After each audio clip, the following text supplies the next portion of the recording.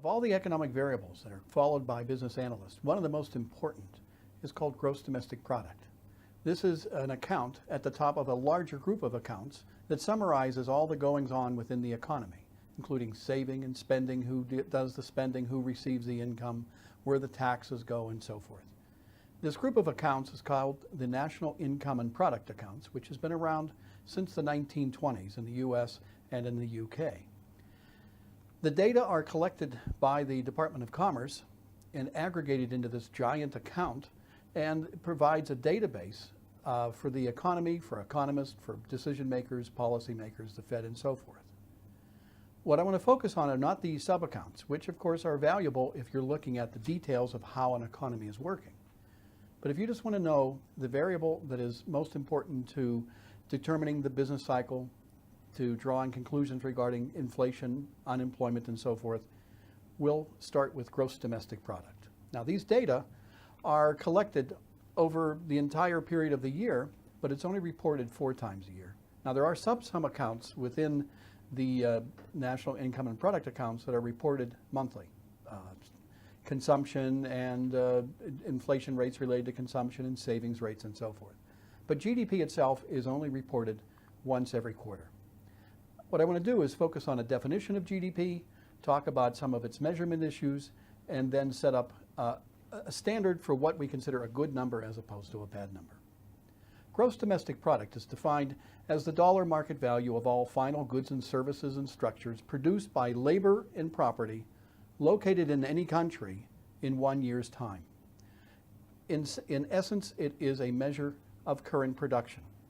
Now, this will give me a chance to go through 2 different kinds of economic variables. An economic variable that is measured over time, say from the beginning of the month to the end of the month, from the beginning of a quarter to the end of the quarter, or from January 1st to December 31st, over a period of time, is called a flow concept. It measures activity over some length of time. Now, this is distinguished from something called a stock concept. A stock concept refers to any economic variable that we measure at a point in time. The 2 most important stock concepts that exist in econ are money supply, which is sometimes called money stock, which tells us how much money there is on a given day, and then the concept of wealth. Wealth is the value of all of your assets minus all the money that you owe on any given day. And of course, your wealth can change from day to day. If the value of your stocks that you have in your portfolio rise, the following day your wealth could be higher. In the next day it could be lower. But we don't measure the change from day to day. We simply measure the value on a given day. Gross domestic product, income, all of the variables that we're going to be talking about refer to activities over a period of time. Now, when it comes to gross domestic product, you see that it is over 1 year's time. So when you hear that the GDP of the US is, say, $14 trillion, that's not on a given day or a given month or a given quarter. It is 14 trillion over the entire year's period. Now, when you look at that particular definition, you'll see some very important concept or words that appear in the definition. I just want to highlight those. First off, note that GDP is measured in dollars. It's not measured in tons or kilos or any other kind of physical unit. Now, it would be cool if we could do it in physical units because physical units remain constant over time and they remain constant across borders. So a kilo in Great Britain is equal to a kilo in the US, whereas a dollar in the US is not the same thing as a pound sterling in England. In spite of the problems that creep up when you use a currency, the other alternative, using some kind of physical measure, is simply impossible. If for no other reason, how do you measure the value of a service? You can't measure its weight. There's just no way to capture it except for its dollar value.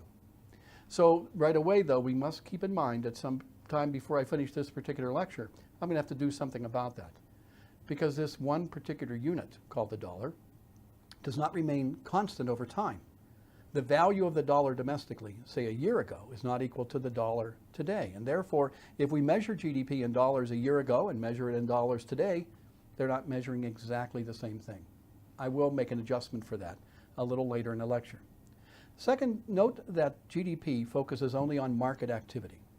The only way we can come up with the price at which something sells, its value in terms of production, is at a market price. This means we exclude a lot of activity, a lot of non-market activity. Now, some of that non-market activity would include, say, growing tomatoes in your backyard, which you then turn into a food that you eat or a sauce that you make for spaghetti or whatever it happens to be.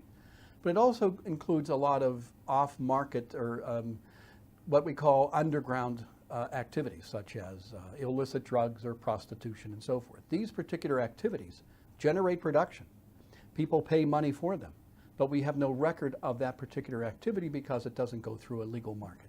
So GDP does miss certain kinds of activities.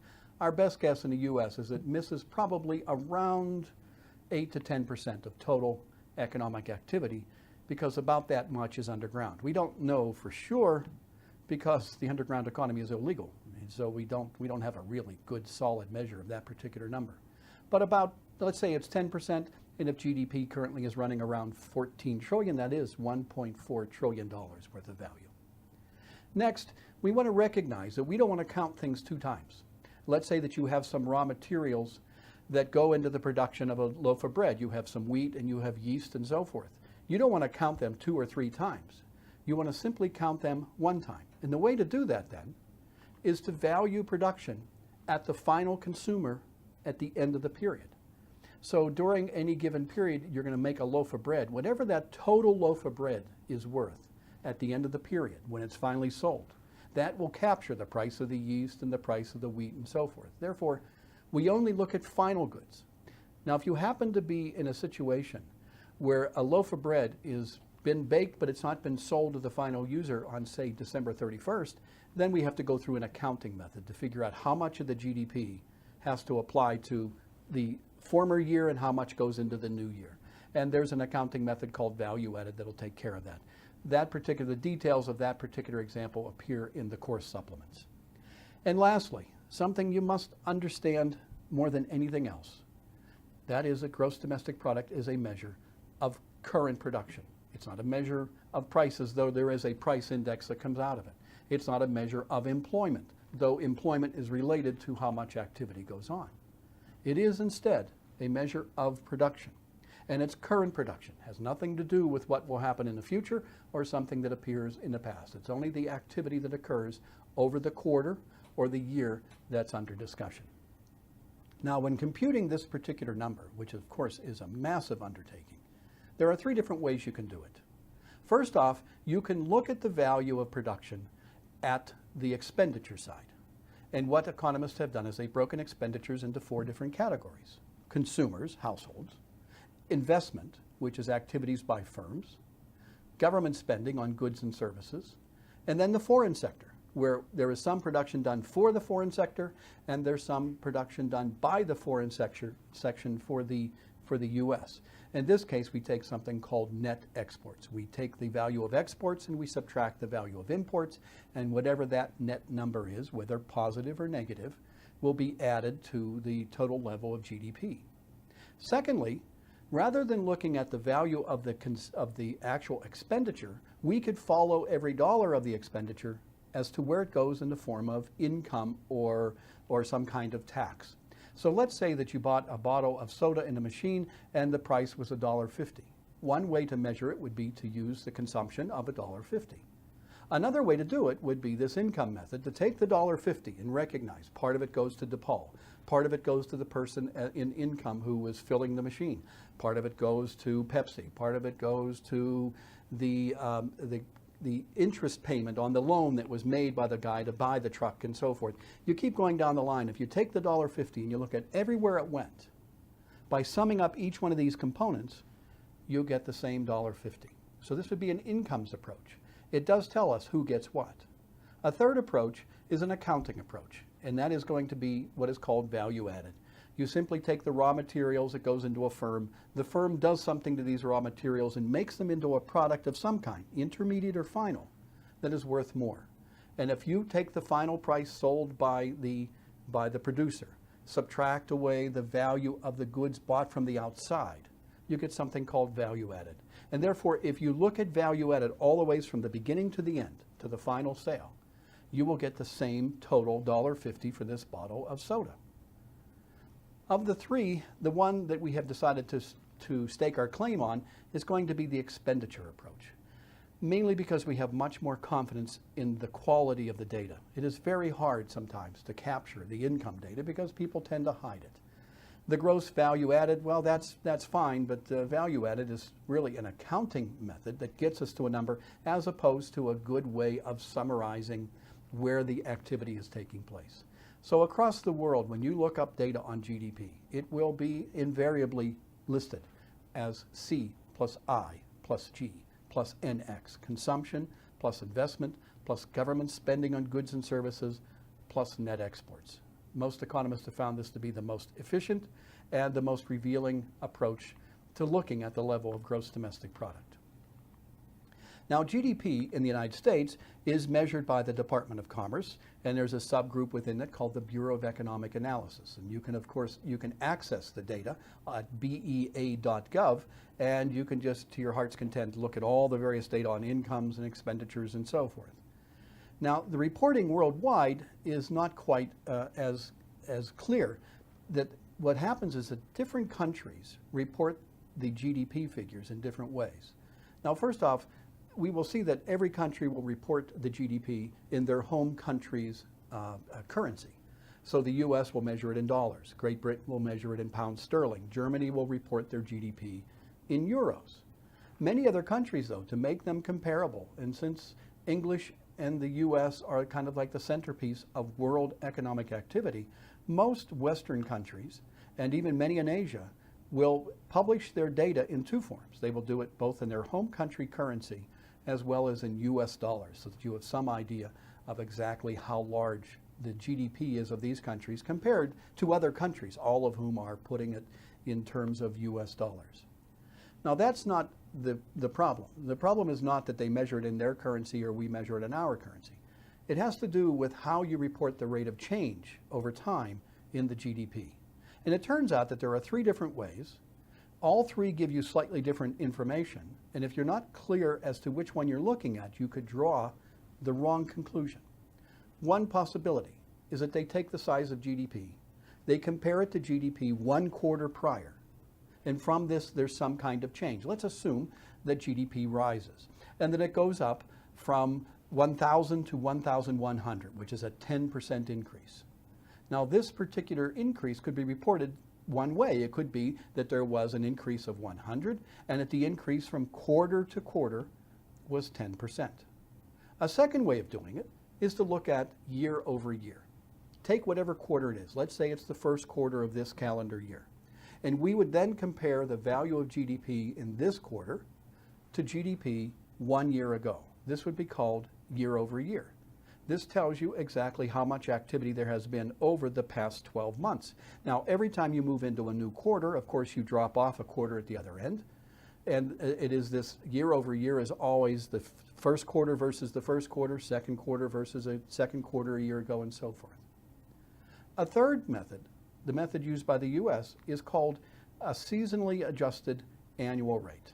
And what you do is you take the first method, the quarterly method, and then you pretend that if the economy were to grow this way for one solid year going into the future, not going backwards, how much bigger would it be after 4 quarters of this much activity? Now, in the case of the GDP example I gave you, where it went from 1,000 to 1,100, an enormous increase, by the way, it's China style, of 10%, if you had a 10% quarterly change in GDP, this would translate into a 40% increase annually. So you've got to be very careful as to which one you're looking at. When you would look in the newspaper and they say that GDP has risen or increased at 2% last quarter, is that 2% last quarter compared to a year ago, compared to a quarter ago, or is this an annualized number? Unless you have that clear, you could easily draw some very bad inferences from these data. This particular slide here gives you an example of a simple case of seasonally adjusted annual rates. Most of the time in the newspaper, especially the good press, such as the Wall Street Journal or the Financial Times, they will tell you if a country is using quarter over quarter, year over year, or if they're using seasonally adjusted. Most countries of the world report quarter over quarter, and then we annualize it within the analysis. The US puts it out only as a seasonally adjusted rate, and for reasons which are somewhat unclear, though it's probably to make it less clear, China reports only year over year. So again, when you're comparing the growth rates of countries, you must try to be careful to compare rates which are the same, reported in the same way. Now let's go to that problem of measuring GDP using money. Because of a problem called inflation, or in some cases in Hong Kong or Japan or whatever, you could have deflation. The value of the currency within the country from period to period changes. Therefore, if you tried to measure GDP using this unstable or this currency which changes over time, each time you take a measurement, it will be different than it was the time before.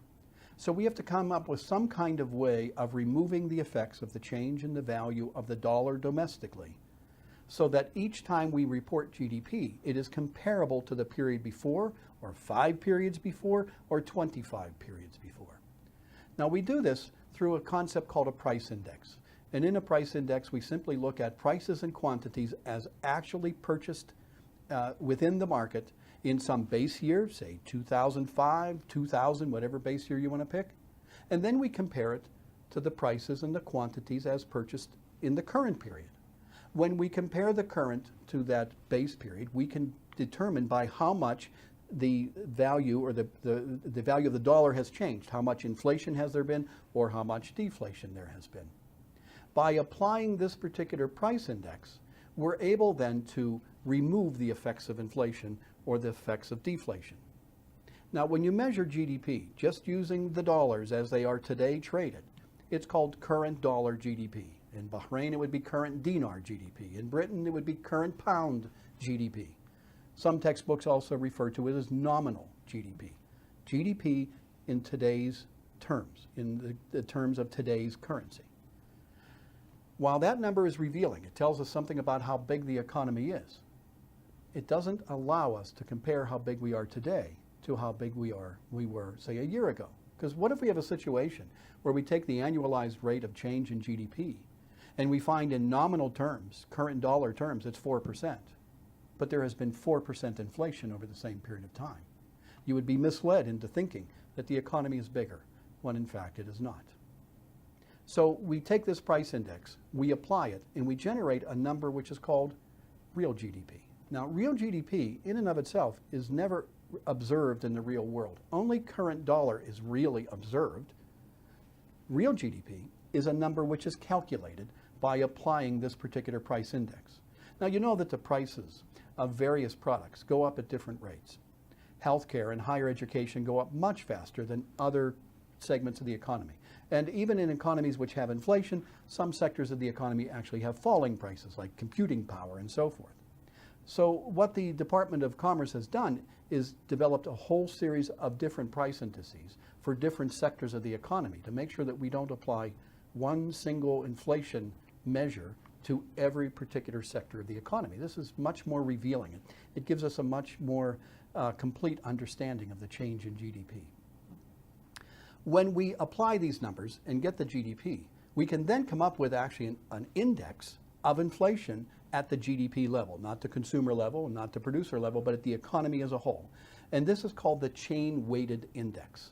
Okay, so you'll also hear it referred to as a GDP deflator, depending upon which country you look at and how they are actually going to use the price indices to deflate the effects. You will see a reference to the price deflator in the UK went up 2% last year. Or you might say that the chain-weighted index went up by 2% last year.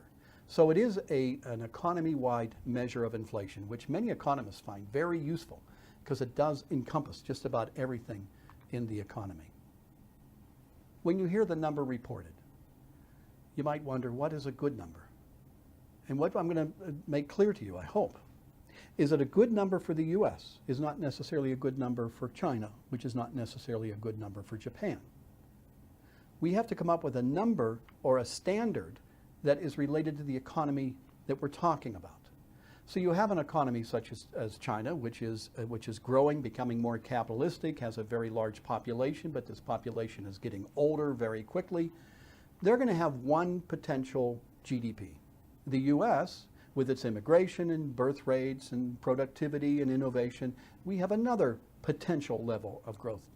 If you take a country like Italy or Japan, where the populations are literally falling, where the economies are getting, where the populations are getting smaller, we have another issue. We have to take into account the potential of that country may not be as great as, say, China or the US, just because of their labor market issues. Now, there are two ways of coming up with a standard to determine whether the GDP growth is a good number or a bad number. One possibility is to look at long-run growth over time. Simply take the growth rate of GDP over the past 40 years, divide it by 40, and find out the average growth rate in the US. Now, since 1946, as you'll note on the slide, that growth rate has been 3.2%. But keep in mind, this particular number, right after World War II, includes the Vietnam era, the Korean War, the Gulf War, the baby boom coming of age, the crazy 70s. That includes all these different years, which may not be relevant exactly to what's going on now. So while historical averages are fine, it is not the one that is used by most analysts. Instead, we try to come up with a level of potential which reflects the ability of the country to produce. Does it have the people, the productivity, the innovation, the ability to meet the production process, to meet the needs of the people? And to do this, we have come up with a number called potential GDP. Potential GDP is simply the summation of three different numbers. The growth rate of the labor force, how many more people do you have? The growth rate of productivity, how much more productive are these people? And changes in work hours. Are they working harder? Are they working less? By summing these three numbers together, we can come up with a potential GDP. If we would grow at roughly this rate over a long period of time, we would be able to meet all the needs of a growing population, which has as well innovation at the same time. Now, clearly, this particular number will be different for different countries. The growth rate of the labor force in China is different than Japan, which is different than the US. Changes in productivity are different. Keep in mind, for example, that China was a very backward country not that long ago. So now they're moving into the 21st century, using the best available machines and ideas. And they're essentially being able to buy them. They don't even have to come up with it themselves. Their productivity is relatively high. Now, that's going to be different than an old line country like the US or Britain, where we have to develop all this particular stuff and we can sell it to others. Our productivity growth is not nearly as high. So you'll see that between countries, potential GDP will be different. But on top of that, so will the potential because of the labor force. As I mentioned to you, Japan, Italy, some other countries actually have declining populations and declining labor forces. The US has a growing population, though growing relatively slowly, and we have a growing labor force, partly because of immigration. China, with its very, very large population, however, is not necessarily growing quickly because of their immigration policies, their one-child policies. The population of China is getting old relatively quickly. They're going to go through a demographic change over the next 10 to 20 years, which is going to affect their potential growth rate over time. So you see that potential will change for any given country over the years. So you must be aware of this so that you don't use the same number time after time after time. In the US in the early 1990s, we had a potential of about 2.5. By the late 1990s, the Federal Reserve and others recognized a major uptick in the level of productivity, and the level of potential for the US was raised to 3.5. But because of all the problems that occurred later in the decade, in 2007, 2008, we saw a change in the level of productivity. We see a slight change in the level of the growth rate of the labor force. And for most economists, the level of potential GDP currently is around 2.25 to 2.5%. Now, this could change. The moment we would have a major sustainable change in productivity, it would rise or fall if productivity decided it was on the downtrend. But this particular number is important because it's a target that the Fed shoots for, that the government shoots for, and that people see as an acceptable rate of growth in the economy.